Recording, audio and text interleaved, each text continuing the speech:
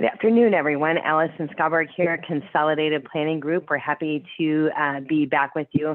Maybe this is the first time you've attended. If so, welcome. We're glad you're here. You're in the right place. And if you have attended our webinars in the past, then we're certainly happy that you are back. Today, I'm going to do a little housekeeping. As usual, we are in webinar mode, and that means that your cameras and your microphones are muted, so we can't see you and we can't hear you. So if you got background noise, no problem. Today's webinar is being recorded, and you will get an email today with the slides and the recording of today's presentation. So you don't have to take copious notes. You can take the notes where you want to, but you are going to get a copy of today's slides. We want to answer as many questions as we can. So if you'll put your questions in the chat box, we will get to as many as possible. Today, we're excited to be partnering again with Andy Hardwick. I always say he's a little bit of a legend in the greater Houston area, with the Social Security Administration. We're glad he's here. He's a wealth of knowledge, over 40 years with the Social Security Administration. And so today, what we're going to be talking about is Medicare. So if you've had, there's a lot of confusion, Andy, with all these terms we throw around, Medicare, Medicaid. It starts getting confusing. There's Medicare for our disabled children. There's Medicare for the elderly, and you're going to kind of navigate some of that today and help us understand what we need to know with that today. So having said that, Andy, I'm going to turn everything over to you. Thanks, everyone, for being here, and I hope you get a lot out of this today. Thank you, Allison, for inviting me. Thanks, everybody, for coming out. I hope you learn a lot from this presentation. My name is Andy Hardwick. I am a public affairs specialist for Social Security. All right, so today we're going to talk about Medicare, okay? I know there's a lot of confusion between Medicare and Medicaid, so let's talk about it. Okay, so who can get Medicare? Of course, anybody over 65 or older, or anybody who's been on a Social Security disability program for 24 months. Okay, so if you've been getting Social Security disability benefits, also known as SSDI, you can get Medicare coverage even if you're not yet 65. Now, unfortunately, there is a 2-year waiting period. So anybody who is eligible for SSDI payments has to be receiving them for 24 months before they come on Medicare, except if they have Lou Gehrig's disease, also known as amyotrophic lateral sclerosis or ALS, okay, then their Medicare coverage starts the first month they're entitled to Social Security disability benefits. If they have permanent kidney failure, then they are eligible for Medicare the 4th month of dialysis, okay? Or if they have a kidney transplant, then right away. All right, so really there's no exception to the 2-year rule. So basic, except for these ALS and this permanent kidney failure. So everybody, unfortunately, that is receiving SSDI has got to wait this 2 years before they finally come on Medicare. And actually, what happens is Social Security signs you up for Medicare A and B automatically. So if you are receiving disability for 2 years, then you will get your Medicare card through the mail. Okay, if it doesn't come after 24 months, you need to contact Social Security so we can, see what's going on. But that's the way it works. We just automatically enroll people in A and B. So besides the elderly being able to get Medicare coverage, disabled adult children can get coverage. Now, when I say disabled adult children, let me explain something to you. Under Social Security rules, now we're not talking about SSI, the check that comes on the 1st of the month that provides Medicaid, things like that. No, we're talking about Social Security. This is where a child or someone is receiving benefits under their parent. Okay, so if they're if a child's a minor child's parent passes away with enough work credits or starts receiving Social Security disability for themselves or Social Security retirement benefits, that child, by virtue of being a minor, receive benefit under their parent. Okay, no disability is proved or needed. All right, so any child under 18 whose parent gets Social Security or has passed away with enough work credits can get Social Security under their parent by virtue of being a minor. But once they turn 18, unless they're in high school, then they can get benefits for one more year. But then that's it. Okay, we will cut them off unless the parent or the caregiver contacts us and says, well, this is a child with a disability. Then the parent or the caregiver will fill out the disability form. And if it gets approved, then that child will be classified as a disabled adult child. So the earliest that can happen is at age 18, which means that the earliest a child could come on, or a young person could come on Medicare, would be at age 20, 2 years after turning 18. Okay, if they were receiving SSDI for 24 months, then they would come on the Medicare program. I just had a quick question. I know that the Social Security Administration has used that term disabled adult child, and they've also used the acronym, they call it a DAC, for many, many years. Have they changed it to childhood disability benefits now? Is there, no, what is going on with that term? Yeah, CDB benefits are the same as DAC benefits. So childhood disability beneficiary, CDB, you may see that, or DAC, disabled adult child. You know, the acronyms change from time to time. So, but if you see CDB, childhood disability benefits, or DAC, disabled adult child benefits, it means the same thing. Okay. So synonymous. Okay, perfect. Right, Thank you for clarifying that.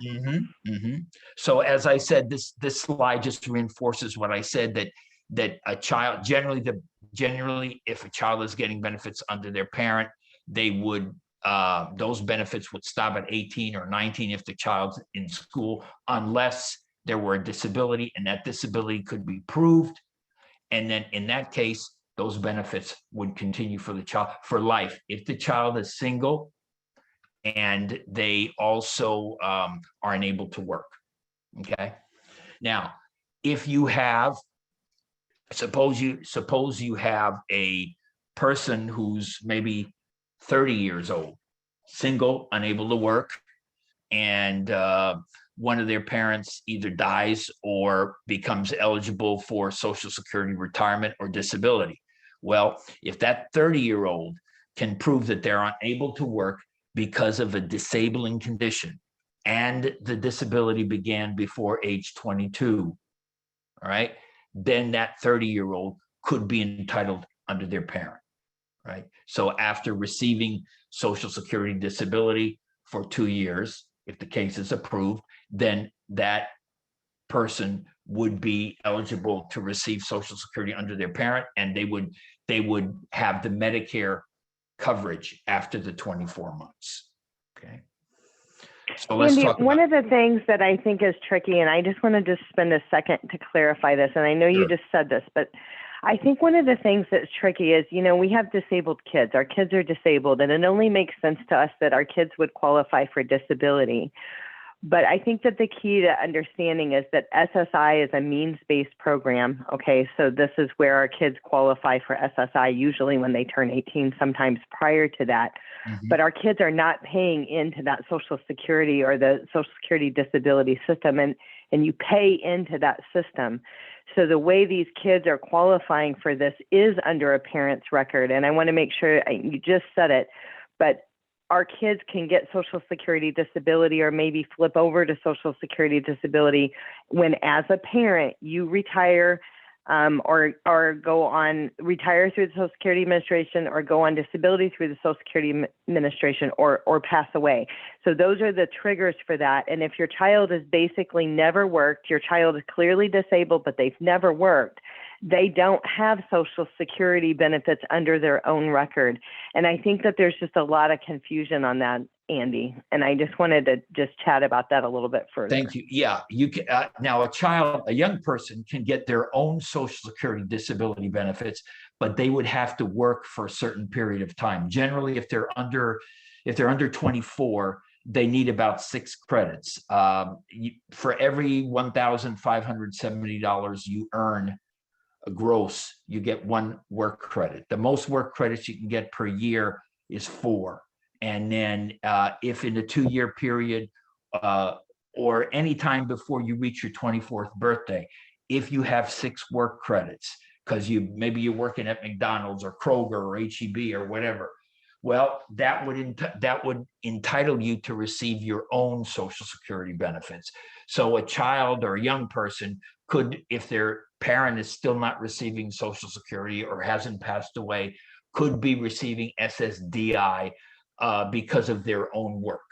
Okay, and but Allison was right. If that is not the situation, if the child has never worked or doesn't have enough work credits, and neither of the parents is collecting Social Security, or neither of the parents has passed away, then that child is not receiving Social Security. What they're receiving is SSI.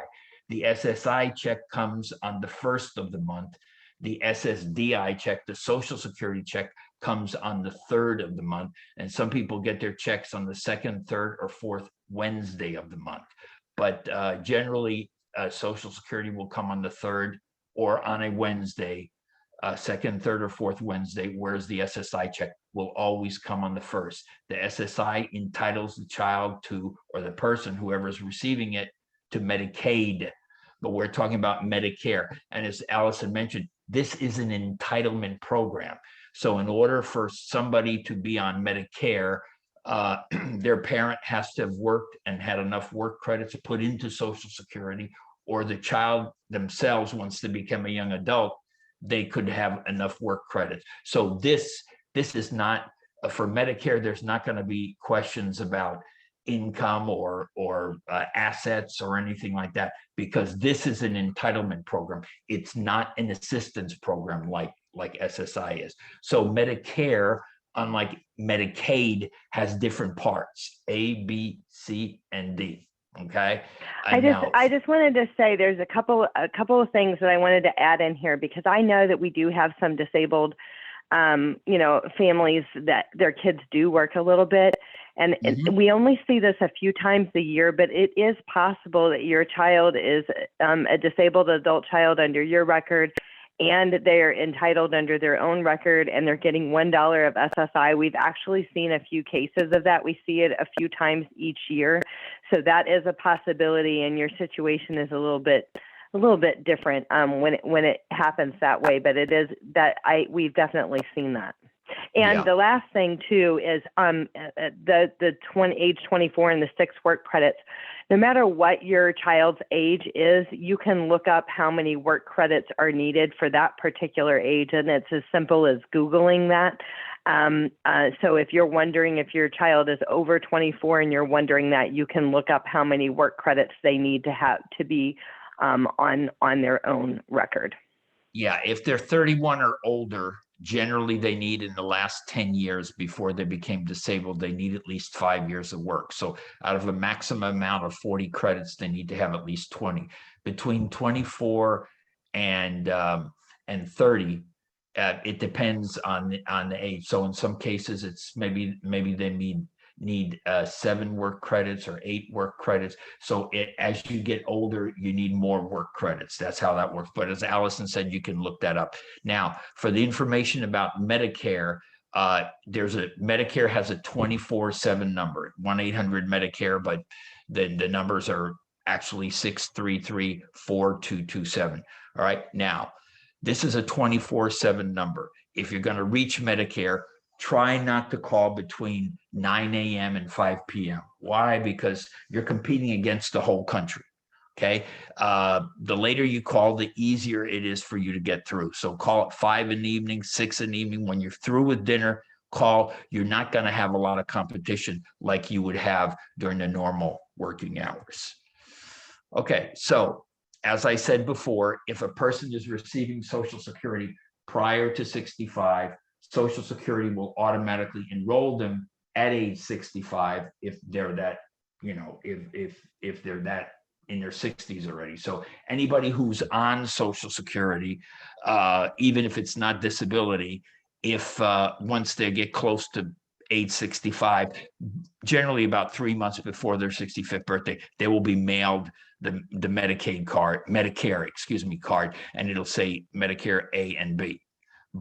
And now the people who are on disability, after 24 months, they will be mailed the Medicare card. Now the Medicare becomes effective the 25th month that they are in benefit status. So the 25th month is when so you should look at the card, because you may get sent this card maybe a month or two before, but it'll say on there, it'll have the actual entitlement date. So if I'm going to be eligible for Medicare, let's say in May, I may get it in March, but it'll say that it's effective May. Okay, so just because you get it a couple of weeks early doesn't mean, oh, now we have Medicare coverage. No, you have to see what's on the card. Okay, it'll be the 25th month. All right, so for Medicare, well, these are 3 enrollment periods. This is generally, this is for people who are really older. Okay, this is, as I said, if you are caring for a child with disabilities, they're going to be automatically enrolled. You don't have to worry about this initial, special, and general enrollment period. But anyway, just so you get acquainted with it, this is for people that are going to turn 65, who are not receiving benefits from Social Security and who are not covered under a spousal's employer health insurance. Okay, so if I am not working at 65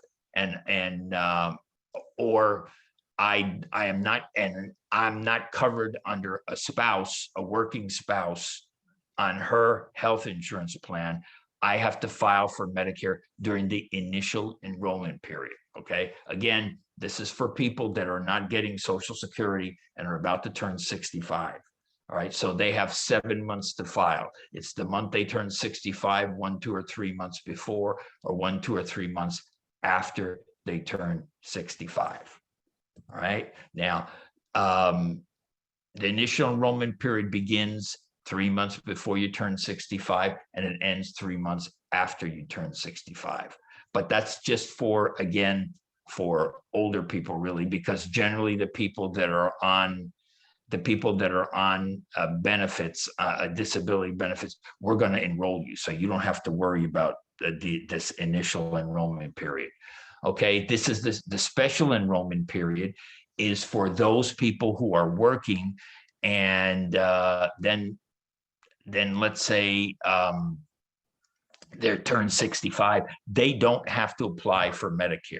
Okay, as long as they have health insurance through their employer or through a working spouse's employer, then at 65, they don't have to apply for Medicare. And people panic because they get Medicare information through the mail from all kinds of providers for different plans. Oh, you need to sign up for Medicare because if you don't, you're going to get a penalty. You know, the only time you incur a penalty is either if you miss the initial enrollment period, or if you missed it because you got a special enrollment period because you were working and you had health insurance. That's fine. Okay, so if I'm about to be 65 and I have health insurance through my employer or my spouse's employer, I do not have to sign up at 65. But if I have health insurance through my spouse's employer or through mine, once either I stop working because the health insurance is through my employer, or my wife stops working because it's through her employer, then I have 8 months to sign up for Medicare, or else I will be penalized. That means my Medicare premiums are going to be higher. So if I miss the initial enrollment period and or the special enrollment period, then the only time I can sign up is from January to March of each year. Okay. And a couple of things I want to mention, Andy, that you talked about that's important is that mail, the crazy mail that you get. Yes, I think that is a kind of a warning. You guys should be very, very careful with the mail that you're receiving. There is a lot of companies and carriers that are basically spamming you, and some of it is like pretty convincing. Like you think, you're in trouble, or you think if I don't act fast, but they're really sales propaganda to buy Medicare Advantage plans and other things. And that's a whole nother story. So just be very, very careful. The one thing that I wanted to say. And the other thing that I wanted to mention here is that if you are here, if you're 65 or older and you're looking at Medicare for yourself, for a mom and dad, you do have a child with a disability, I do want to mention that it is important for you to check with your employers. Some employers' group health plans have Medicare supplement plans. They have some other options for group employees. So you may want to check on that. But also, if you have a disabled adult child, you may want to check on your disabled adult child staying on your group benefits with your employer, what forms you may have to do, or if there's any changes that once, as a parent, you flip over to Medicare, how does that affect their coverage if you have them covered under the group health plan? So those are just a few takeaways if you've got your disabled child covered on the group health plan as well. Yeah, generally the way it works is Medicare becomes primary and your whatever insurance to the work is secondary. That's the way it works out. Okay, so let's talk about the different parts of Medicare. Part A is free. If a person has enough work credits or their parent had enough work credits when they were working or before they passed away, then that covers the first 60 days in the hospital. There's a deductible of $1,556. That's the person's responsibility. That's what they have to pay, but the next 60 days is covered. Now, that only covers the hospitalization. It does not cover what you pay for the doctor visits, okay? So any doctor visits in the hospital, and there will be, those are not covered by Medicare Part A. Now, Medicare Part A is free, okay, in most cases, unless you don't have enough work credits. But Medicare Part A is free, all right? Now, Medicare Part B, that's the one that covers the doctor visits in the hospital and outside the hospital. That covers 80% of the bills after you pay a deductible of $233 for the year. So let's say after 4 doctor visits, you've met the $233. Well, then on the 5th visit, you only pay 20% of the usual charge, okay? Now that one is not free, unlike Medicare Part A. Medicare Part B is $170.10 every month. So if the person is receiving SSDI checks, or if they're retired and getting retirement checks and they're 65 or older, then we're going to be taking out $170.10 automatically from their check to pay for Medicare Part B. That's the premium cost for Part B. Now, some people say, well, I know Medicare Part A covers the hospital, Part B covers the doctors. What about medications? Well, A and B do not cover medications unless you're in the hospital, okay? So if you want, excuse me, if you want a prescription drug plan, you have to sign up for Medicare Part D, D as in David, okay? That one is not free. That one is generally about $32 a year, and there are co-pays and deductibles depending on which plan you choose. So now Medicare Part C and D are administered through private plans. So you would not call Social Security for those. So you could either call Medicare at that 1-800-Medicare number, or you could go to medicare.gov, medicare.gov as in Victor, and then you will click on the Medicare icon there, little picture that says Medicare. You're going to click on that, and that will give you some more information. But really, we're just going to give you basic information to do a comparison of the Part D plans, because depending on what medications you take, you know, not all plans cover all medications. So you're going to want to look for a plan which covers most or all of the medications that you take. So in that case, you would go to medicare.gov, click on Drug Plan Finder, and then put in your zip code and the medications the person is taking. It will give you the 3 most economical plans.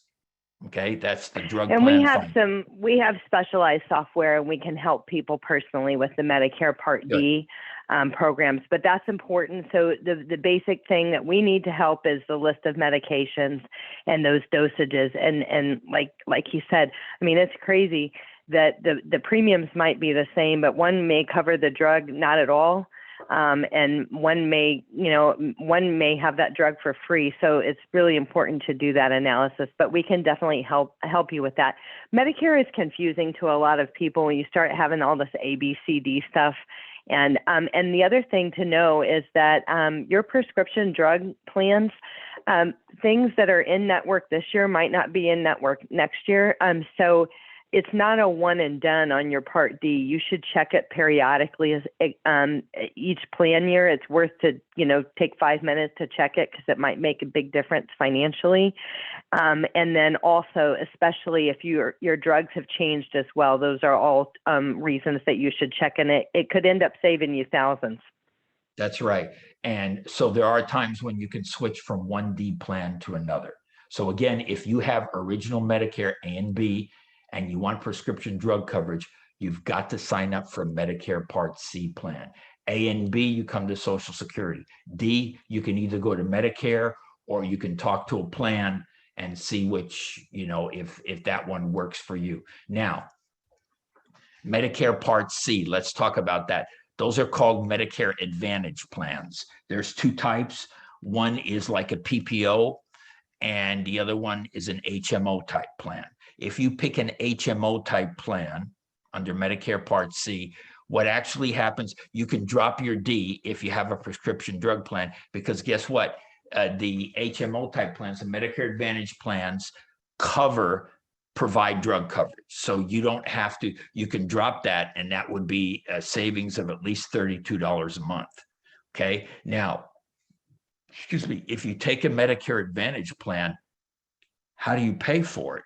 Okay, the $170.10 that Social Security was taking out for the Medicare Part B is now turned over to your Medicare Part C, because your Advantage plan contacts us and says, hey, this person is now under our plan. So the $170.10 that we take from your Social Security check is now forwarded to your Part C plan, which should include Part D, unless you pick the PPO type plan. That one does not include drug coverage, but the HMO type plan does. Now, what are the advantages? Well, again, as I said, without having a drug plan, you save yourself $32 a month. And, for doctor visits and other things, the Medicare Part C work can be a real money saver.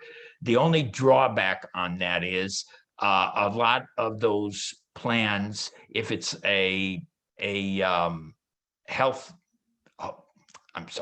it's an HMO type plan, then what's going to happen is that you probably have to use the doctors that are in network. If you go outside of network, it has to be with the approval of your plan, because otherwise they won't cover it. So you may have, or your child may have, certain specialists that you go to that you like, but don't happen to participate in that plan. If that's the story, then you got to decide, well, do I want to go forward with this Part C plan and find a new doctor, or do I just stick with original Medicare? So that's, Andy, one of the biggest things that we run into in our agency with the Advantage plans is, again, especially 65 and older, we've often had our doctors very established, or maybe we have more health issues than we had in previous years. And so one of the biggest issues that people find with the Advantage plans is just that their doctors that they have a 20-year relationship with is not in network with those plans. So Medicare Advantage plans are often cheap or free. Sometimes they have silver sneakers in there where it's like a free gym pass and things like that. There's some nice features in there, but the biggest drawback is oftentimes you're having to change your doctors. And so one of the things that people are confused by often is the difference between a Medicare Advantage plan and a Medicare Supplement plan. So A supplement plan is you keep that Medicare A and B, the original Medicare A and B, and then you have a supplement plan. Sometimes, oftentimes it's called a Plan G. Sometimes people have a Plan F, and it kind of goes alongside. You can see any doctor that accepts Medicare, so it's basically not a network.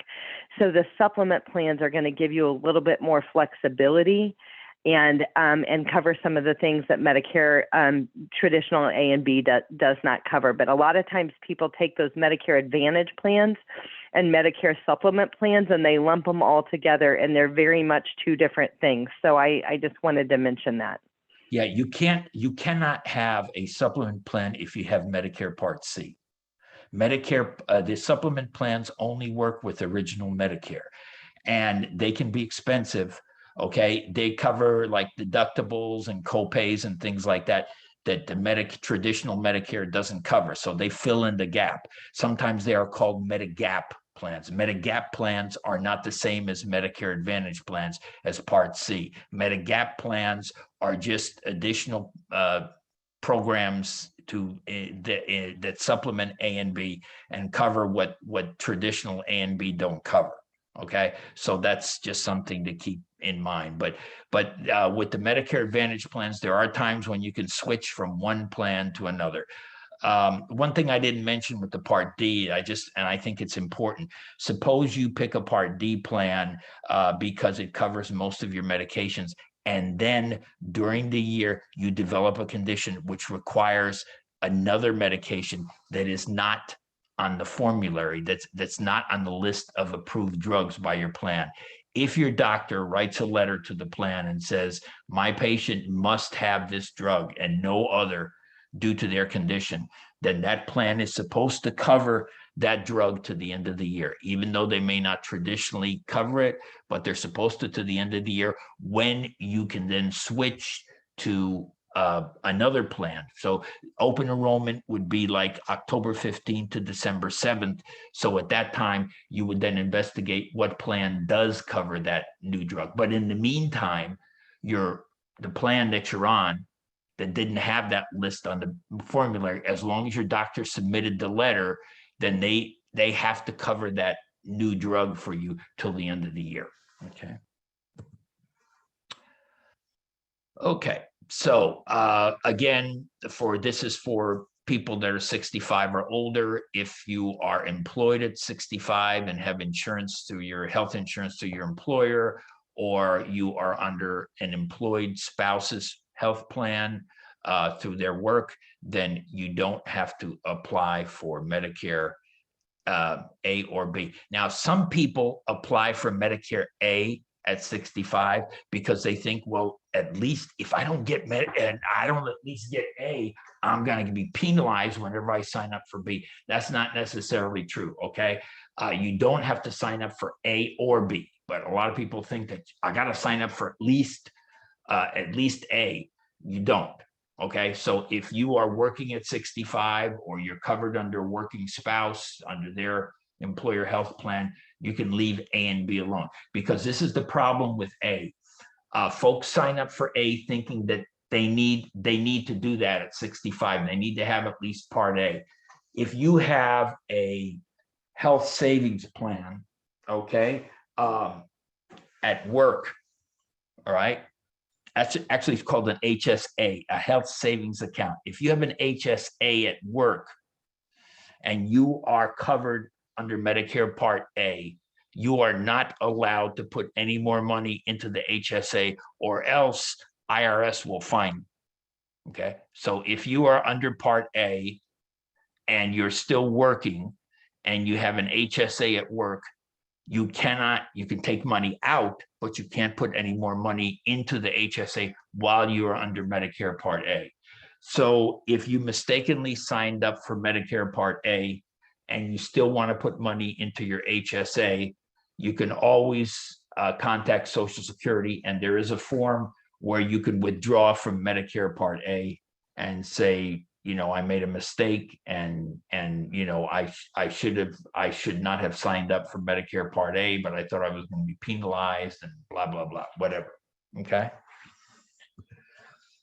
All right. Another thing now, this is for older people, Medicare Part A is 6 months retroactive. They always take you back 6 months if you're at least 65 and a half. If you're at least 65 and a half and you are signing up for Medicare Part A, then the Part A is going to be retroactive to 6 months. So if you have had any activity where you put into your HSA in the past 6 months before enrolling in Medicare Part A, you could be fine. So if you're going to be enrolling in Medicare at 65 and a half or older, 6 months before you plan on retiring, please stop putting money into your HSA.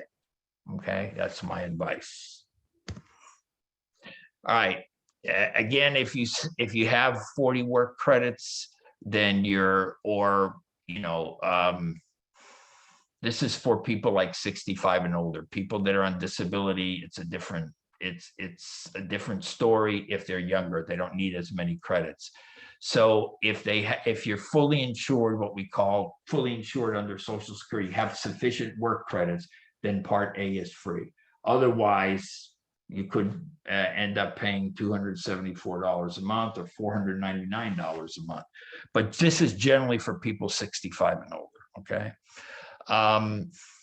And now your Part B premiums, I said your Part B premium is $170.10. However, some people end up paying more for Medicare Part B. Why? Because your Medicare Part B premiums are based on your modified adjusted gross income. What the heck is that? Okay, when you file your taxes after everything, whatever your expenses are and everything, whatever you end up with, that's your modified adjusted gross income. And your Medicare premium is based on that. So we're in 2022, okay? We could not base the premiums for Part B and Part D, for both.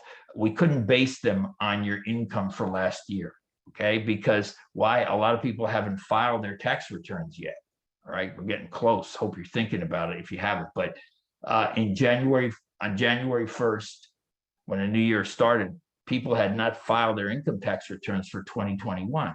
So the only information we got from IRS was from 2020. So your premiums for 2022 are based on your modified adjusted gross income for 2020. The premiums for Medicare for 2023 will be based on the modified adjusted gross income for 2021. So that's why generally it goes 2 years back. Okay, so if your income exceeded, if you file as a single person and your income was over $91,000, and by income I mean dividends, royalties,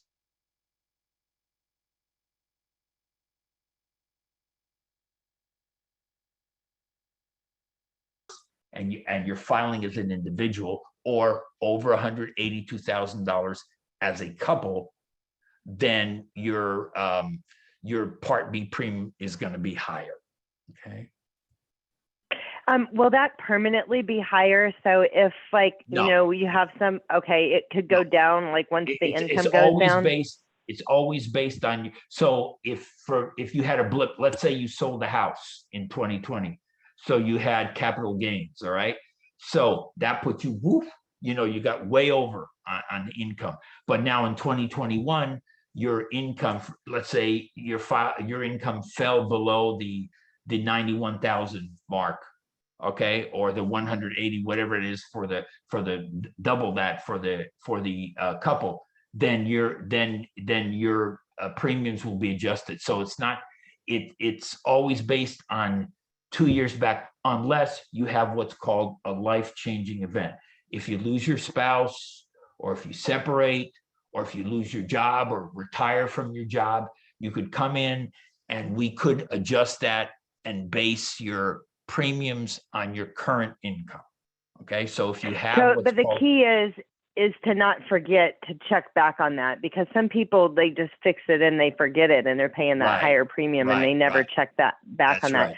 We do have a question I would like to read to you. Uh-huh. My spouse is currently covered on my employer retiree health insurance.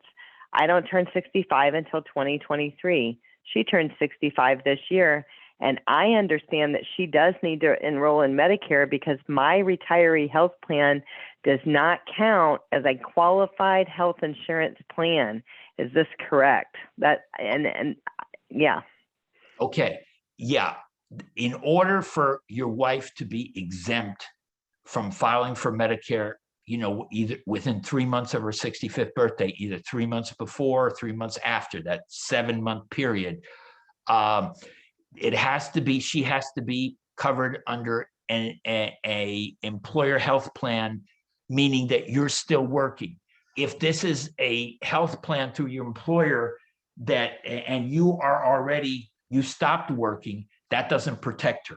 Okay. So if you're still working and it's health insurance through your employer, then she's okay. She has 8 months to file whenever you stop working. But if it's something that you retired and your employer continues to cover you, that is not good.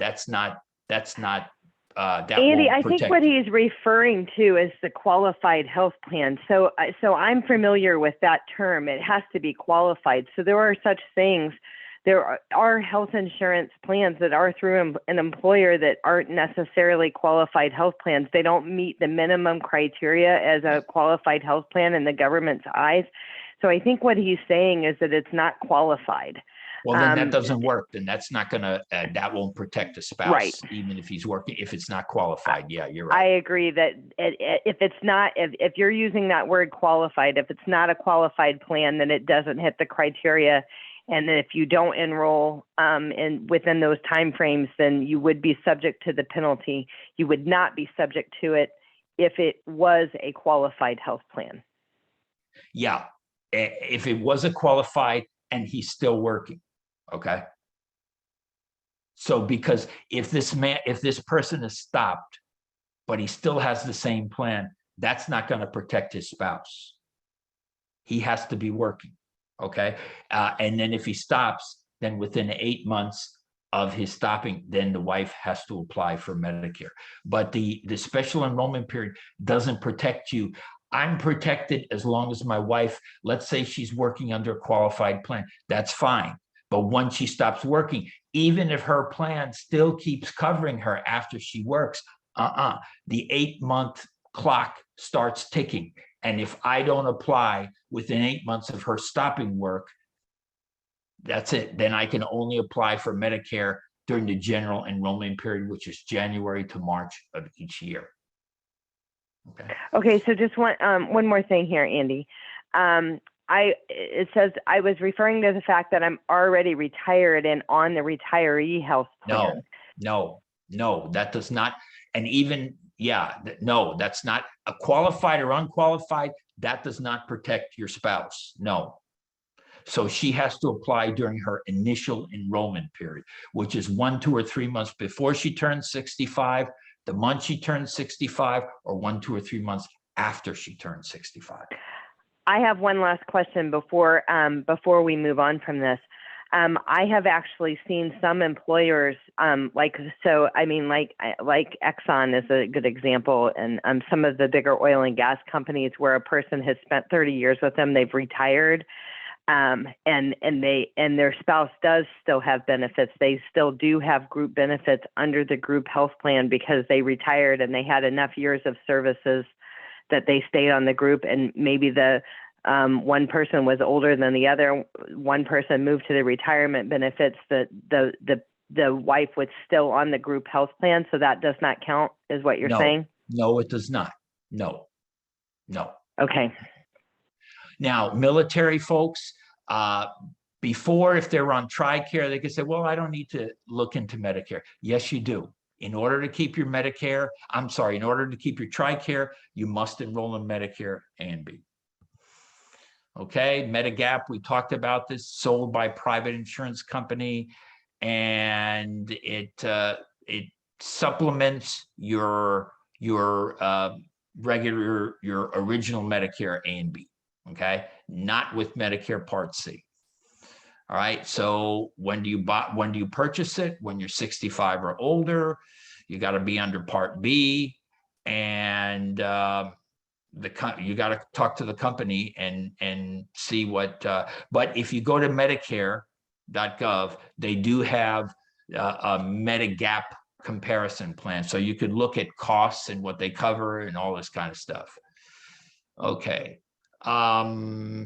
Again, Medigap, do you need it? Well, can you afford it? Medigap is not cheap, and you got to look into that and see if that, and Medigap does not include drug coverage. So you're not only paying for Part B, $170.10, you're also paying the Medigap, and if you want drug coverage, you need a Part D plan. Okay. All right, so Medicare Part D, you have to have A and B to be in Part D. So if you only have Part A, you can't purchase Part D. You have to be in A and B. Okay, and again, as we said, they'll cover the drugs that are in the company's formulary. Okay, Medicare Part D also has a late enrollment penalty. Generally, once you retire, okay, unless you have a drug plan through your employer, all right, after you stop working, you must enroll in Medicare Part D. Otherwise, if you don't enroll within the first 63 days of your stopping work, then your Medicare Part D premium will be 1% higher for each month whenever you do enroll in Medicare Part D. Okay. And is that a permanent increase on that one? Yes, it is. Okay. Yes, it is. Thank you. Okay. And you can enroll in Medicare Part D by calling that 1-800 number. As I said, you can call in the evening, on weekends. You'll get a live person. The extra help, this is for people who are financially challenged. Okay. Happens to some people that may have losses in the stock market, or something happens and they go from one income group into another. Okay, this is where the government will help a person pay for Medicare Part D. Okay, it's called extra help.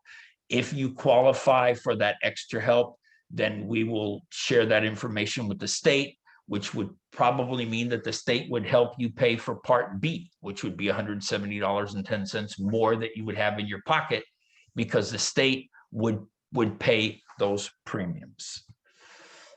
Okay, as we said before, the Part C, generally called Medicare Advantage plans, if they have the drug coverage, that would be the like PPO, the ones that don't have the drug coverage. The ones that do are MAPD, Medicare Advantage with prescription drug. You don't have to remember all these acronyms, but that's what they have. They provide drug coverage. Okay, and again, they are managed by private companies, so you can't come to Social Security for that. We only deal with A and B. All right, and if you have a life-changing event where you want the premiums lowered because you lost your job, you quit working, you were laid off, you lost your spouse, whatever, you would contact Social Security for that. Okay, you can switch, join, or drop your Part C or Part D during the open enrollment period, which is October 15th to December 7th. If you enroll in Medicare during the general enrollment period, which is January to March of every year. So people who miss the initial enrollment period and the special enrollment period, let's say, I was covered under my wife, she stopped working last year, and it's already been more than 8 months that she stopped working. I can only enroll in Medicare during the general enrollment period, which is going on right now. Okay, so that is, but it stops March 31st. So if I miss that, I'm going to have to wait till next year. And for every year past my 65th birthday, my premium is 10% higher, and that never goes away. Okay, unless, like I said, I had the special enrollment period, I had 8, but that means within 8 months, either within 8 months of my wife stopped working or my stopping work, I have to enroll in Medicare, or else The only time I can enroll will be during the general enrollment period from January to March of each year. Now, there was a rule for if I enrolled during the general enrollment period, which is as a late enrollee, my Part B coverage did not start until July of the year I enrolled. So even if I was in the office, in the Social Security office, the first week of January and said, boy, I really need this Part B, the coverage for the doctor visits.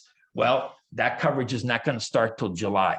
But starting next year, okay, if I'm a late enrollee from January to March of each year, if I'm a late enrollee, my coverage for Part B will start the month after I sign up. So it won't be now. I won't have to wait till July before I get coverage for doctor visits. The doctor visits, that coverage under Part B will start immediately the month after I sign up. So that's a change, but that's going to be effective next year, not this year. This year, it's still, if I signed up late for A and B or signed up late for B because I already had A, the B coverage is not going to start till July of this year. Plus, in addition to that, I'll have penalties for signing up late because I missed either my initial enrollment period or special enrollment period. So it's 10, the penalty is your Part B premium is 10% higher for each year you're late in enrolling, okay? Unless you had good reason to.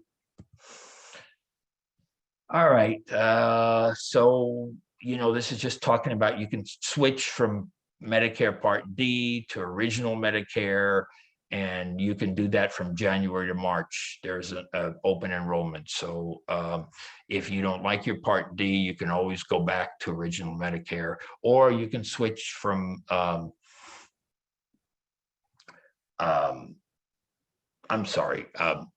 you can drop.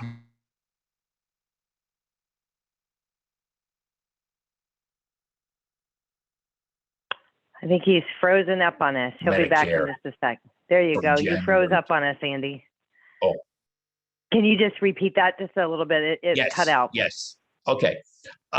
You can drop Medicare Part C and return to original Medicare if you'd like, if Part C isn't working for you, or you can switch from one Part C plan to another, or you can switch from a Part C plan that has no drug coverage to a Part C plan that does have drug coverage. And that's from January to March of each year, okay?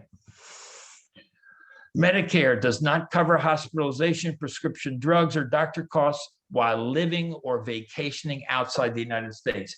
If you're going to go on vacation somewhere, okay, and I guess you better start booking now because gas prices are going up and everything is going up and COVID is going down, fortunately.